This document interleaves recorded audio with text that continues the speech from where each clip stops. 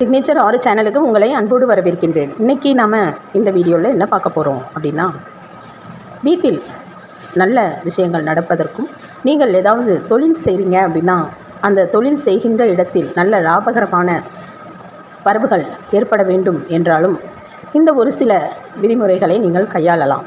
அப்படி கையாளும் பொழுது உங்களுக்கு சுபீட்சமாக இருக்கும், நன்றாக இருக்கும். நிறைய நாம் சம்பாதிக்கக்கூடிய ஒரு எண்ணமும், நிறைய உழைக்க வேண்டும் அப்படிங்கிற ஒரு இன்பமும் கிடைக்க ஆரம்பிக்கும். தொழில் அப்படின்னு நம்ம போனாலே அங்கே நல்ல வருவாய் வந்தது அப்படின்னா நமக்கு இன்னும் நிறைய உழைக்கணும் அப்படிங்கிற எண்ணமும் கூடவே சேர்ந்து வரும். வீட்டில் இருக்கும் பொழுது நல்ல ஒரு சந்தோஷம், மகிழ்ச்சி, ஆனந்தம் இப்படி எல்லாமே கிடைக்கிது அப்படின்னா அந்த வீட்டில் நம்ம நிறைய வேலை செய்யணும், நல்லா க்ளீன் பண்ணணும், நிறைய சமைக்கணும் அப்படிங்கிற எண்ணம் நிறைய தோணிக்கிட்டே இருக்கும்.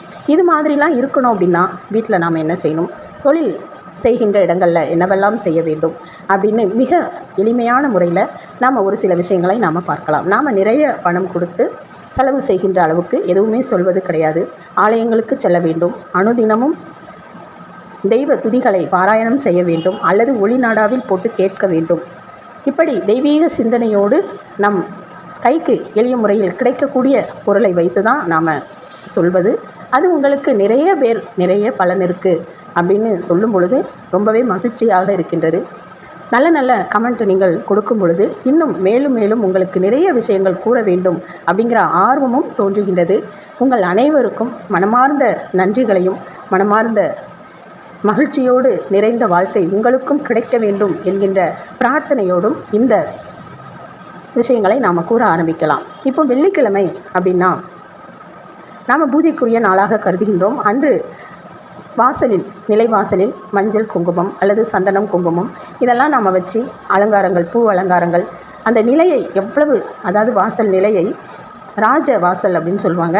நம்ம உள்ளுக்குள்ளே வர்றதுக்கு மெயினாக இருக்கிறது அந்த வீட்டிற்கே தலைவாசல்.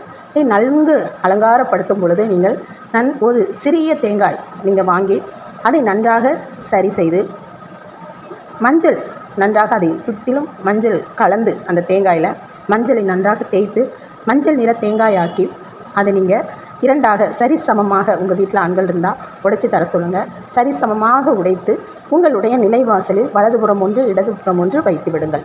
குடும்பி எடுத்துட்டு உடைச்சிட்டு குடும்பி எடுத்துருங்க. தேங்காய் உடைக்கிறதுக்கு முன்பே குடும்பி எடுக்காதீங்க. உடைத்ததுக்கப்புறம் குடும்பி எடுத்துட்டு அப்போ அந்த மஞ்சள் நிறமாக இருக்கக்கூடிய அந்த தேங்காய், 2 முடிகள் கிடைக்கும் இல்லையா, அந்த தேங்காயை வலதுபுறம் கண்கள் இல்லாத தேங்காய் இடதுபுறமும், கண்கள் இருக்கக்கூடிய தேங்காய் வலதுபுறமும் வச்சுருங்க. நீங்கள் அதை வெள்ளிக்கிழமை அதிகாலை உடைச்சிங்க அப்படின்னா அதை நீங்கள் வச்சுட்டு அடுத்து விளக்கேற்றி வைக்கிற பழக்கம் இருக்கும் இல்லையா, நிலைவாசலில் கண்டிப்பாக விளக்கேற்ற வேண்டும். அது உங்கள் வீட்டுக்குள்ளே தெய்வத்தை அழைத்து வருவதற்கு பெரும் உதவியாக இருக்கும். அப்போ அந்த நிலைவாசலில் விளக்கும் ஏற்றி வைத்திருங்க. வச்சுட்டு இந்த தேங்காயை என்ன செய்யணும் அப்படின்னா, வெள்ளிக்கிழமை நீங்கள் உடைத்த தேங்காய் வெள்ளிக்கிழமை முழுவதும் இருக்கட்டும், சனிக்கிழமை முழுவதும் இருக்கட்டும், ஞாயிற்றுக்கிழமை அதிகாலை அல்லது ஞாயிற்றுக்கிழமை சாயங்காலமாக அதை எடுத்து கொண்டு போய் நீங்கள் கால்படாத இடங்களில் போட்டுடலாம். அந்த தேங்காய் காய்ந்த நிலையில் இருந்தாலும் சரி, அழுகிய உங்கள் வீட்டு அமைப்புப்படி அந்த தேங்காய் இருக்கும். காய்ந்திருந்தாலும் சரி, அழுகியிருந்தாலும் சரி, காய்ந்தும் காயாமல் இருந்தாலும் சரி, 3 நாட்கள் உங்கள் நிலைவாசலில் தாங்கி நிற்கும் அந்த தேங்காய் முடிகள். ஞாயிற்றுக்கிழமையில் நீங்கள் அதை எடுத்துக்கொண்டு போய் வெளியில் கால்படாத இடங்களில் விருட்சங்களுக்கு கீழே இந்த மாதிரி நீங்கள் போட்டுருங்க. இப்படி போடும் பொழுது உங்கள் வீட்டில் நல்ல வருவாய், நல்ல மகிழ்ச்சி, ஒரு சண்டை சச்சரவில்லாத ஒரு வாழ்க்கை உங்களுக்கு கிடைக்கும். இது தேங்காய் யார், தெய்வத்திற்குரிய ஒரு பொருள் தான். அது உங்கள் நிலைவாசலில் வைக்கும் பொழுது இவ்வளவு அபரிதமான விஷயங்கள் கிடைக்கிது அப்படின்னா தாராளமாக செய்து கொள்ளலாம். இதே போன்று உங்களுடைய அலுவலகத்தில் இந்த தேங்காயை வச்சு என்ன செய்யணும் அப்படின்னா, ஒரு சிவந்த பட்டு துணியோ காட்டன் துணியோ எடுத்துக்கோங்க. அதற்குள்ளே இந்த தேங்காயை வைத்து முடிந்து அந்த நிலைவாசலில், உங்கள் கடை நிலைவாசலில் கட்டி தொங்க விட்டுருங்க.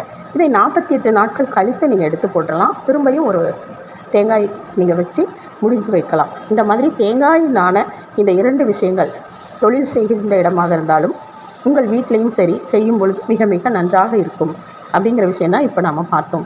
இதில் சாமந்தி பூ உங்கள் வீட்டிற்கும் சரி, உங்கள் அலுவலகமோ, நீங்கள் கடை அப்படின்னு ஏதாவது வச்சுருந்தாலோ, நீங்கள் வேலை செய்கின்ற இடமாக இருந்தாலும் சரி, இந்த சாமந்தி பூவிற்கு ஒரு மகிமை உண்டு.